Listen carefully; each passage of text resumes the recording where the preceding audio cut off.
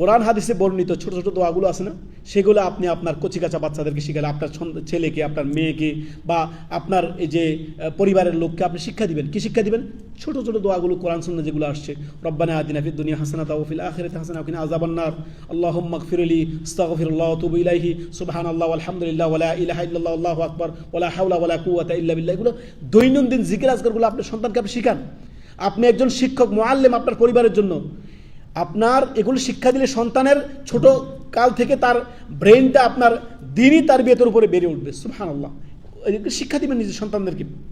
দেখুন, কিয়ামতের দিবসে আল্লাহ রব্বুল আলামিন যেন আপনার হিসাবকে সহজ করে দেন, সেজন্য আল্লাহর কাছে আপনি দোয়া করবেন। দোয়া করবেন, দোয়াটি কি?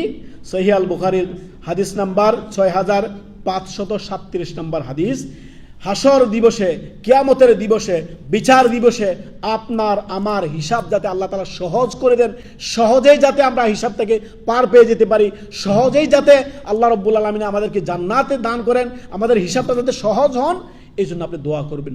সহিহ আল বুখারীর হাদিস নাম্বার 6537 নম্বর হাদিস। রাসূলুল্লাহ সাল্লাল্লাহু আলাইহি সাল্লাম আমাদেরকে দোয়া শিক্ষা দিয়েছেন। কি?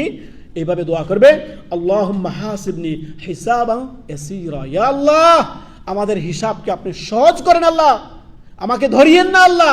দুনিয়ার জীবনে যত অন্যায় করেছি, গুনাহের কাজ করেছি, আল্লাহ তওবা করছি, আস্তাগফিরুল্লাহ ওয়া আতুবু ইলাইহি, আল্লাহ আপনার দিকে ফিরে আসছি, আল্লাহ আপনি তো ক্ষমা করবেন, আপনি ক্ষমাশীল আল্লাহ, দুনিয়ার জীবনে আমাদেরকে ক্ষমা করে দেন আল্লাহ। হাসর দিবসে, বিচার দিবসে আল্লাহ আমাদের হিসাবটাকে, আল্লাহুম্মা হাসিবনি হিসাবান ইয়াসীরা, আল্লাহ আমাদের হিসাবকে সহজ করেন, আল্লাহ আমাদেরকে জান্নাত দান করেন। আল্লাহুম্মা ইন্নী আসআলুকাল জান্নাহ ওয়া আউযু বিকা মিনান নার। আল্লাহ, আল্লাহ আপনার কাছে জান্নাত চাই আল্লাহ, আল্লাহ আপনার গুনাহগার বান্দা, আল্লাহ আপনার কাছে জান্নাত চাই আল্লাহ, জাহান্নাম থেকে আমরা পরিত্রাণ চাই আল্লাহ।